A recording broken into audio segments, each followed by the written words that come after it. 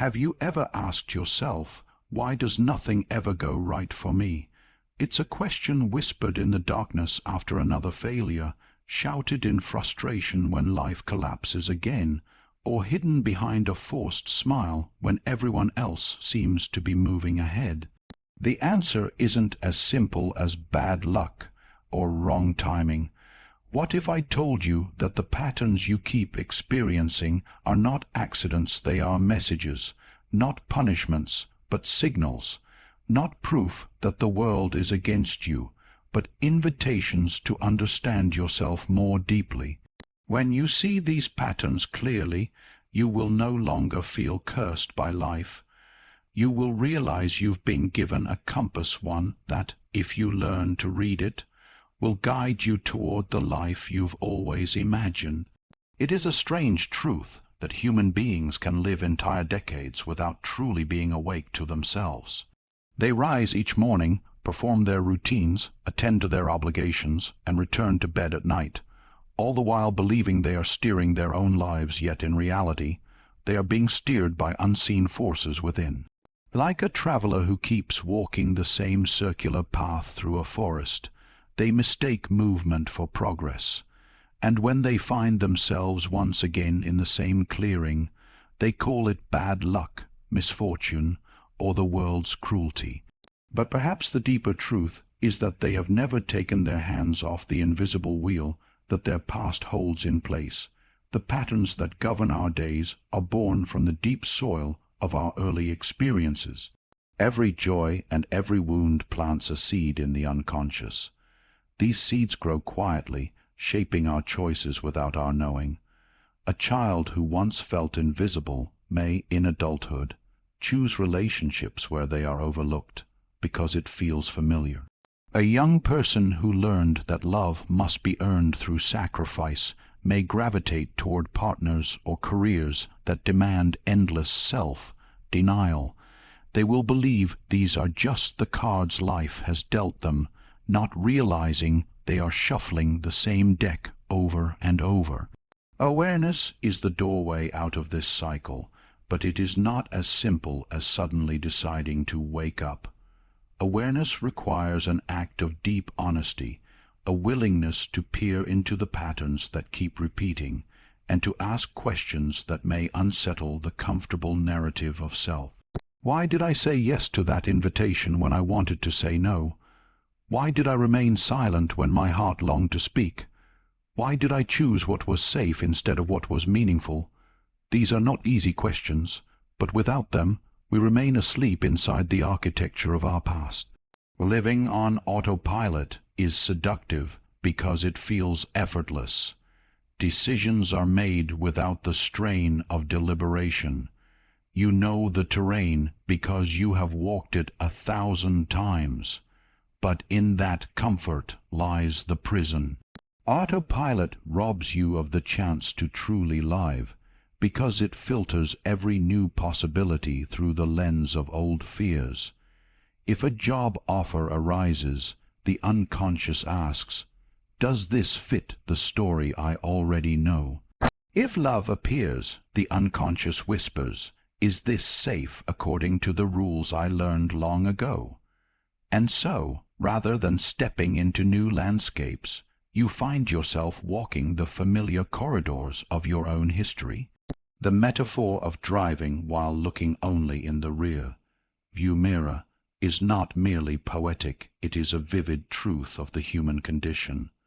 The rear view mirror holds your past, and when your gaze is fixed there, the road ahead is blurred.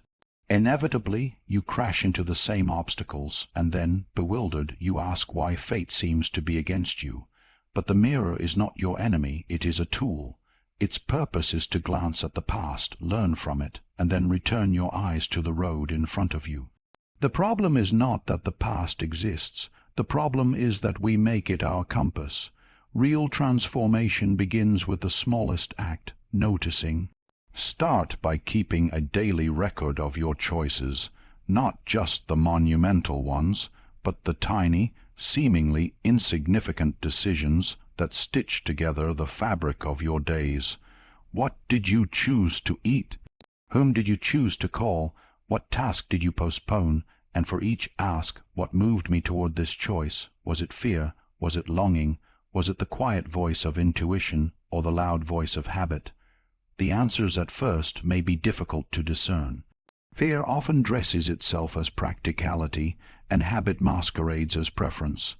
But with time, patterns emerge, and once seen, they cannot be unseen. I once spoke with a man who, for 20 years, had cycled through a series of failed business ventures. Each time, he explained, a stroke of bad luck had brought the enterprise down. But as he reflected on the timeline of events, a clear pattern surfaced. Each time the business began to grow, he would withdraw his energy, delegate too quickly, or hesitate to take a necessary risk. Somewhere in his past, he had learned that too much success would bring jealousy or betrayal, and so, unconsciously, he ensured that no success lasted too long. Until he saw this, no amount of skill or opportunity could save him from repeating the same collapse. Such is the power of unconscious living. It does not matter how many external changes you make, if the internal script remains the same. You can move to a new city, change careers, end a relationship, or start a fresh one, and yet find yourself sitting in the same emotional space you thought you had escaped.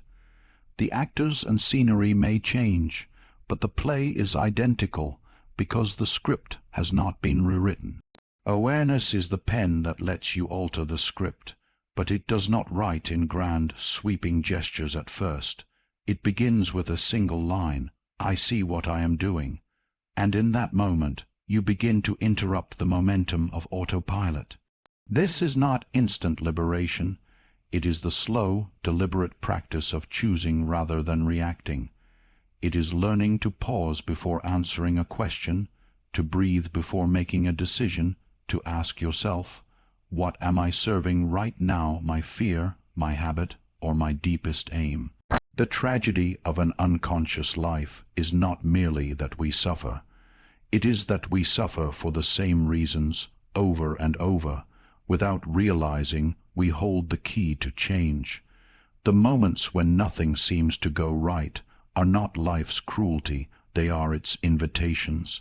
They are the cracks in the routine through which light can enter, if only you dare to look closely. To live with awareness is to accept that you are both the author and the protagonist of your story. It is to realize that the same forces that keep leading you into trouble can, when illuminated, lead you into freedom. Your habits, your fears, your reflexes, these are not chains that must forever bind you. They are signposts, pointing to the places within that most need your attention. You may not be able to control every event, every twist of fortune, or every storm that comes your way, but you can awaken to the patterns that determine how you meet them. And in that awakening, you discover that life was never against you. It was only trying to bring you home to yourself. It is one of life's most perplexing experiences, the same kind of disappointment, the same sort of betrayal, the same flavor of loss arriving at your doorstep again and again. Each time you may tell yourself that this is different, that it's just another twist of fate, that surely this time the outcome will change. And yet, like a circle returning to its origin, you find yourself standing in the familiar shadow of the same suffering. This repetition is not a coincidence, nor is it a punishment from some unfriendly universe. It is, rather, the unfolding of a deeper law that life will present the same lesson to you until you are willing to learn it. The natural instinct when pain returns is to resist. Some resist by fighting harder, attempting to overpower circumstances through sheer force of will. Others resist by fleeing, moving to new cities, changing jobs, ending relationships, as though geography or novelty could dissolve the pattern. But resistance, whether through struggle or escape, is still an attempt to avoid seeing the real nature of the pattern, and patterns do not disappear because they are avoided. They wait patiently for us to meet them. I have known people who, after enduring one heartbreak, would declare that they had learned their lesson, yet without time to reflect, they would leap into another relationship that bore the same red flags, only with a different face and a different name. They were certain they were moving forward, but in truth they were running in place, circling the same unexamined wound. It is not the partner that is the constant, but the unhealed part of the self that keeps calling such a partner into being. The repetition is not cruel for cruelty's sake, it is purposeful. It is the psyche's way of saying, you have not yet understood what this is asking of you. Think of a friend who continually finds themselves in situations where they are undervalued. Whether in romance, friendship, or work, they somehow always become the one who gives too much and receives too little. To them, it feels like bad luck, or perhaps a flaw in human nature. But the truth is far closer to home. The world is mirroring to them a lesson about boundaries, about self-respect, about the necessity of honoring one's own needs. Until they learn that they are worthy of equality in love, respect in work, and reciprocity in friendship, they will keep meeting the same imbalance in new disguises. The transformation begins when one is willing to abandon the question, why me? And instead ask, what is this trying to teach me? This is not a comfortable shift. The why me stance, for all its pain, keeps us in the role of the innocent sufferer, the one to whom life is happening. But the what is this teaching me stance asks us to step into the role of the student, and the student must accept responsibility for their own growth. It is a move from passivity to active participation in the unfolding of your own destiny. The moment you begin to ask this question sincerely, the repetition begins to loosen its grip. It is as though the lesson, finally acknowledged, no longer needs to knock on your door so loudly. In the realm of the inner world, acknowledgement is a kind of alchemy. What was once a source of frustration becomes a source of insight. You see the hidden thread connecting the events you once thought were separate, and in that seeing, you are freed from the compulsion to replay them. I once met a woman who could not understand why every job she took eventually turned sour. At first, she would be full of energy and enthusiasm, but over time her colleagues and superiors would come to rely on her to an excessive degree. She would shoulder more work than anyone else, rarely protest, and finally burn out. Each time, she left the job with bitterness, convinced that the workplace culture was toxic. But when we examined the pattern, she saw that she was the one training people to expect her endless availability. She believed, deep down, that her worth was tied to her usefulness, and so she created environments that exploited her. The moment she learned to set boundaries and say no without apology, the cycle broke, and for the first time she found herself in a role where she was valued not just for what she did, but for who she was. Life is a patient teacher, but it is also uncompromising. If we refuse to learn a lesson, it will simply return, often with greater intensity, until we are forced to confront it. This is why certain hardships seem to grow sharper with time. The pressure increases not because life wishes to harm us, but because the soul demands that we awaken. In this sense, the repetition of misfortune is not a curse, but a form of devotion.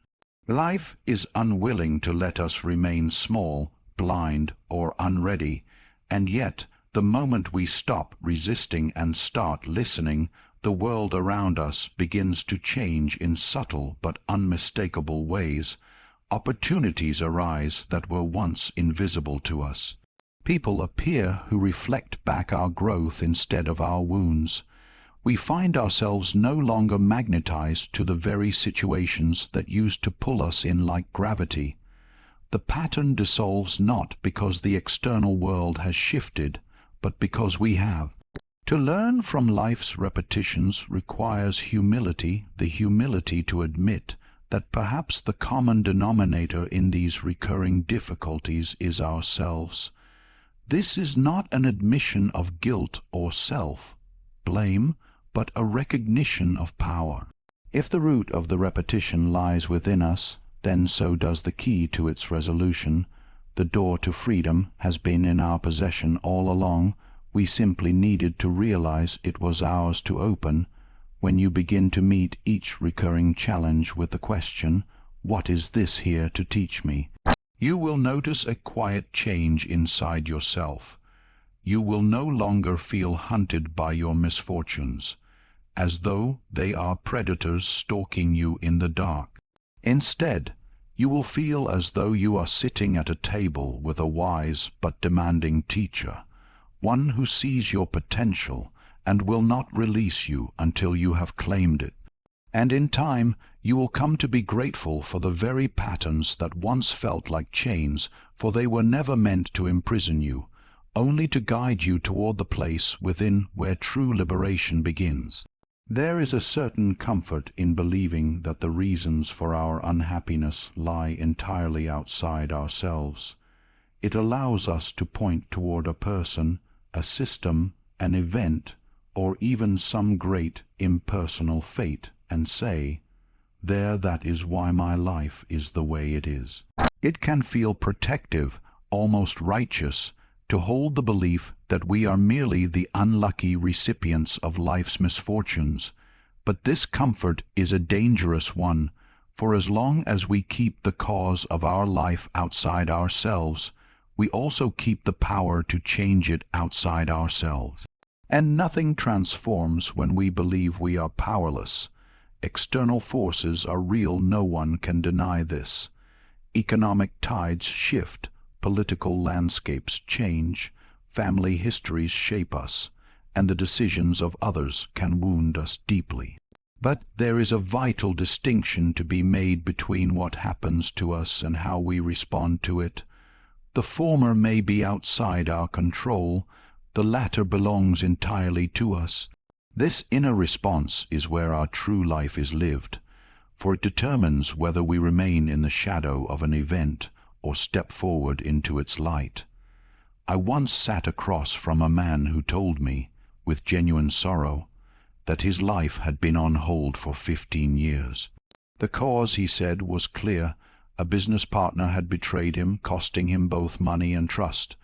As he spoke, I felt the depth of his disappointment and anger, the kind of wound that does not fade quickly. But as the conversation went on, I began to notice something else. He told me of multiple occasions where new opportunities had arisen, ventures he could have joined, chances to rebuild what was lost. Each time he had turned them down with the same words, "I'm still recovering." His life was not paused because of the betrayal. It was paused because he had unconsciously decided that the betrayal still held authority over him. He had handed the keys to his future into the hands of a moment in his past, and had been waiting, though he could not have explained what exactly he was waiting for to feel ready again. The tragic irony was that readiness was not something that would arrive on its own. It was something that would be created by stepping forward, even if shakily, into life again. When we outsource responsibility for our lives, we imagine we are preserving ourselves, but what we are truly doing is freezing ourselves in place. We believe we are protecting our hearts from further injury, yet in that very act of protection, we prevent the heart from ever beating fully again. There is an old wound in us that whispers, "I cannot move until the world treats me differently." But this whisper is a deception. The world may never change in the way we hope, and if our freedom depends on it, we will wait forever. The day you take responsibility is not the day all circumstances become favorable. It is the day you decide that circumstances, favorable or not, will no longer determine the fullness of your life. Responsibility in this sense is not a burden, but a reclamation, the gathering up of all the scattered pieces of yourself from the past, from other people's hands, from the stories you have told about what is possible. It is the moment you stop being a passenger and take the wheel, even if you do not yet know the route. We often speak of responsibility as though it were a heavy stone to carry, but it is far more accurate to see it as a key. Without it, you are locked out of your own potential. With it, you step into a space where action is possible, where choice is alive, where you are no longer at the mercy of the past. This is not to say that the past did not hurt you, nor to deny the injustices that may have shaped you. It is only to say that you are not condemned to live there forever. I have seen people awaken to this truth in ways both quiet and dramatic. A woman who had spent her adult life blaming her parents for her lack of confidence finally realized that her parents were no longer speaking for her. She could continue repeating their critical voices in her own mind, or she could begin, slowly and awkwardly, to speak to herself in a new language. The shift was subtle but profound. She stopped waiting for an apology that would never come and began giving herself the encouragement she had been craving for decades. This is the essence of reclaiming responsibility, to stop waiting for the world to hand you what you need and to start building it with your own hands. It is to recognize that no betrayal, no dismissal, no injustice has the right to dictate the rest of your days unless you grant it that power. And if you have granted it, you can take it back. The difficulty is that this reclamation often feels like standing on a high ledge and deciding to leap. The ground of blame, however unsatisfying, feels solid beneath our feet. It is familiar, predictable, and it shields us from the terrifying vastness of possibility. To take responsibility is to step into that vastness, to admit that we do not know exactly what will happen, but that we are willing to meet it with our whole selves. Some fear that taking responsibility means excusing the wrongs done to them. It does not. It means no longer allowing those wrongs to be the author of your story. The betrayal, the loss, the injustice, they will always be chapters in your history, but they do not have to be the ending. When you claim responsibility, you pick up the pen again. You may still feel the weight of what happened, but you will no longer be living in its shadow. You will be moving toward the light of your own agency. And something remarkable happens when you do this. The past begins to lose its grip. The memories do not vanish, but their power to dictate your present fades. You no longer see yourself solely as the one who was wronged, but as the one who rose from it. You stop telling the story of the moment life betrayed you and start telling the story of the moment you chose to live again. The power that awakens in this choice is not the loud, showy kind that shouts to the world, "I am in control." It is quieter, steadier, a current beneath the surface of your life. You feel it when you make a decision without consulting the fears of the past. You feel it when you act not because someone else gave permission, but because you decided it was time. You feel it when you realize that the self you thought was broken has been whole all along, simply waiting for you to come back and claim it. The day you stop waiting for the world to change is the day you begin to live as though your life already belongs to you. And in truth, it always has. The only question is whether you will take it back from the places you have left it, from the people and the moments to which you surrendered it, and return it to the one place it has always belonged, your own hands. There is a part of you that you do not show the world, a part you may not even fully show to yourself. It is the hidden storehouse of emotions, impulses, and desires that you have learned over time to push out of sight. Perhaps you were taught that certain feelings were bad, that certain wants were selfish, that certain expressions of yourself would cost you love or acceptance. So, without even realizing it, you learn to push them down, to lock them away in a place you rarely visit. You tell yourself this is for the best, that burying these aspects of yourself makes you a better, kinder, more acceptable person. But the truth is, what we bury is never gone. It waits, it changes form. It finds cracks in the walls we build, and it seeps into our lives in ways we do not expect. That anger you believe you have overcome may emerge as bitterness that corrodes your relationships. The jealousy you tell yourself you never feel may come out as quiet resentment, eroding your trust in others. The fear you claim you have conquered may manifest as hesitation, keeping you from stepping into opportunities that could change your life. What we refuse to face does not disappear. It simply acts in the shadows, shaping our lives without our consent. I once knew a man who prided himself on being endlessly agreeable. He never raised his voice, never argued, never let anyone see him angry. He told himself this was virtue, that keeping the peace was the mark of a good person. But as the years passed, he began to notice a pattern. People took advantage of him.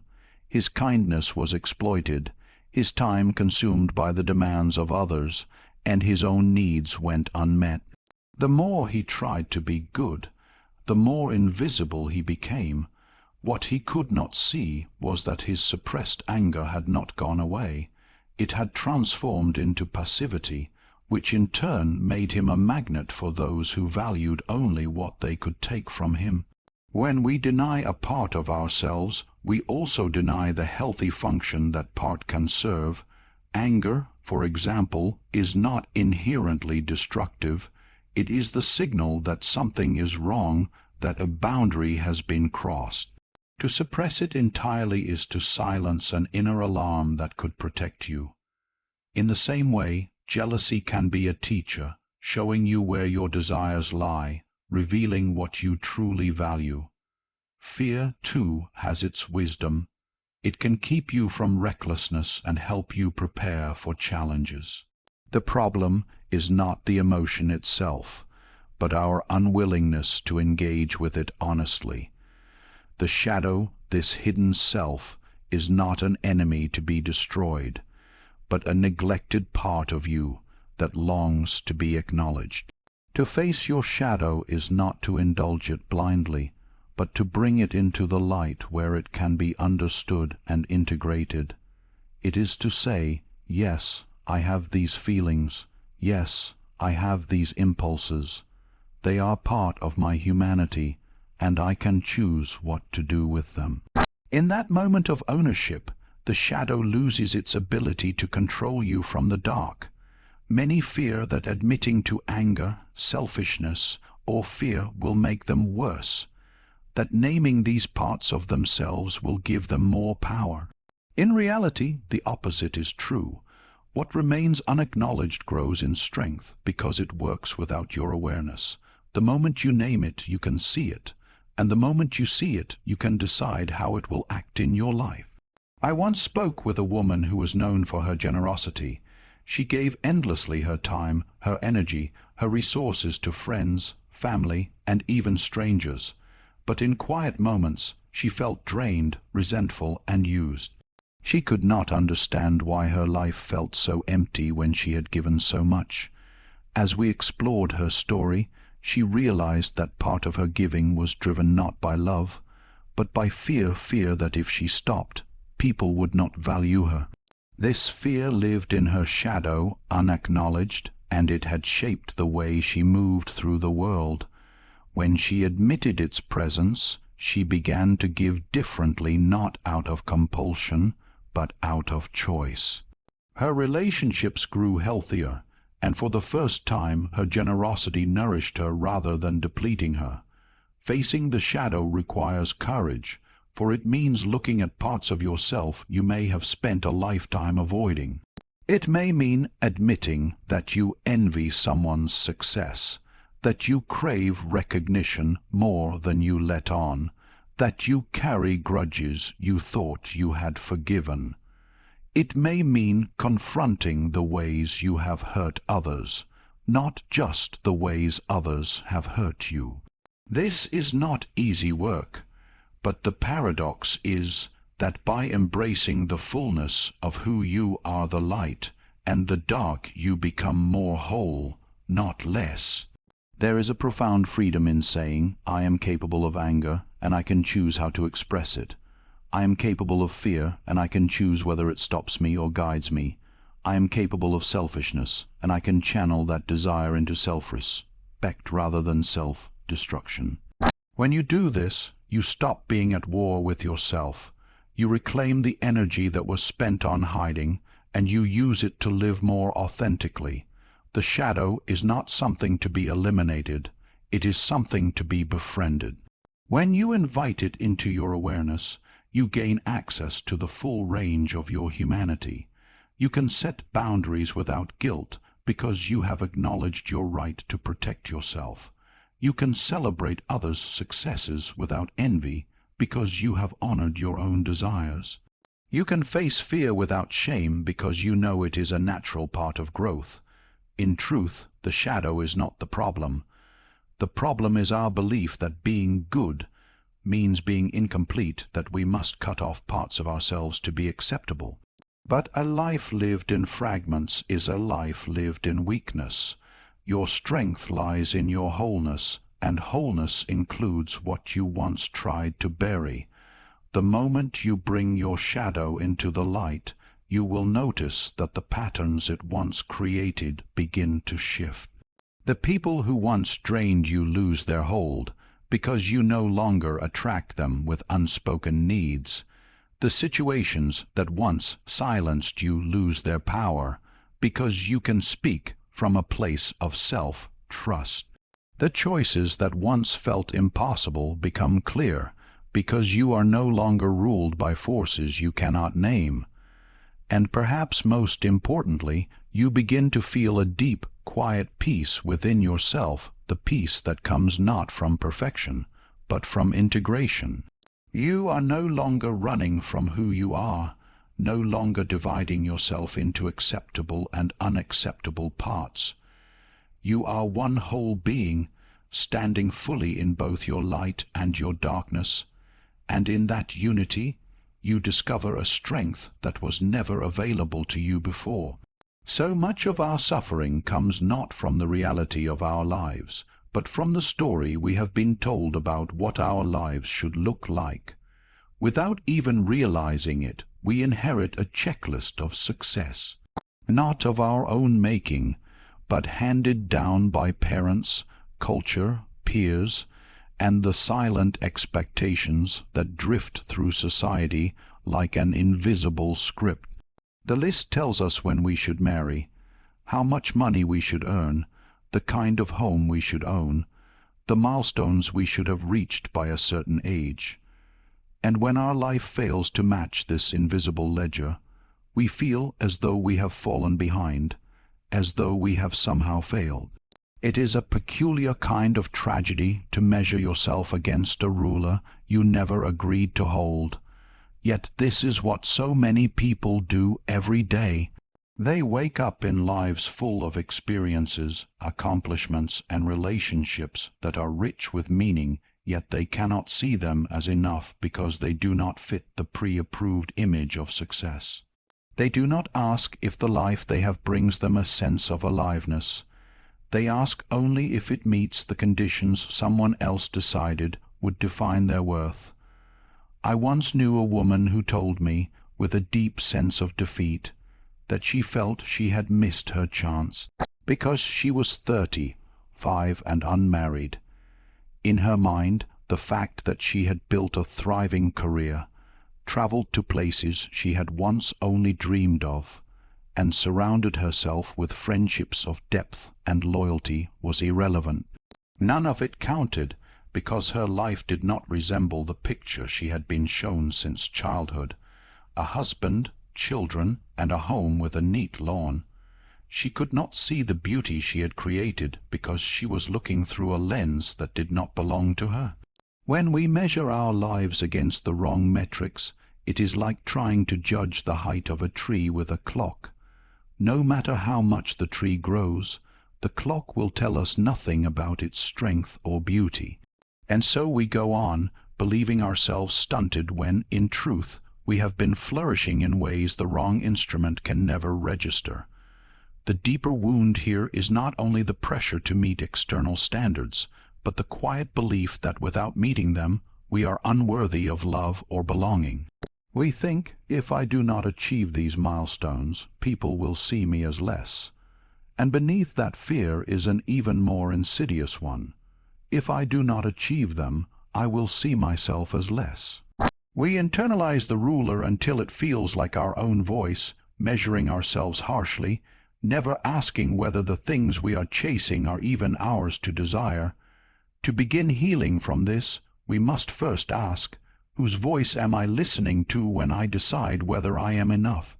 Is it the voice of a parent echoing from years ago, the voice of peers spoken in the comparisons they make and the subtle judgments they give?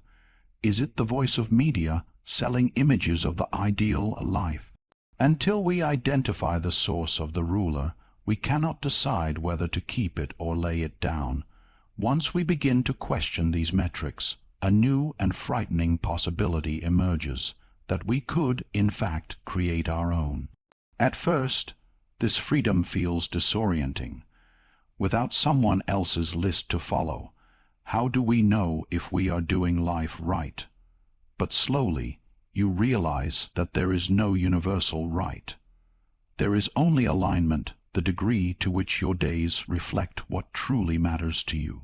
Ask yourself, what would make me feel alive even if no one applauded, even if no one understood? The answer may surprise you. For some, it might be raising children with presence and love. For others, it might be creating art, building a business, traveling to new lands, or living quietly in harmony with nature. The point is not to reject what others value, but to stop assuming their values must be yours. I think of a man I once met who left a lucrative corporate career to work as a carpenter. His friends were baffled why walk away from prestige and security to work with his hands. But he told me that for years, every morning, he had dreaded the day ahead, and every evening he had felt numb. Now he worked longer hours for less pay, but he ended each day with a sense of satisfaction so deep it surprised even him. If he had measured his life by income or status, he would have seen himself as a failure. Measured by his own sense of vitality and peace, he was succeeding beyond anything he had imagined. The truth is, much of what we think is not going right in our lives is simply not going according to someone else's plan. And when you begin to realize that, you feel a loosening as if a knot you've been carrying in your chest begins to unwind. You stop running toward milestones you never truly wanted.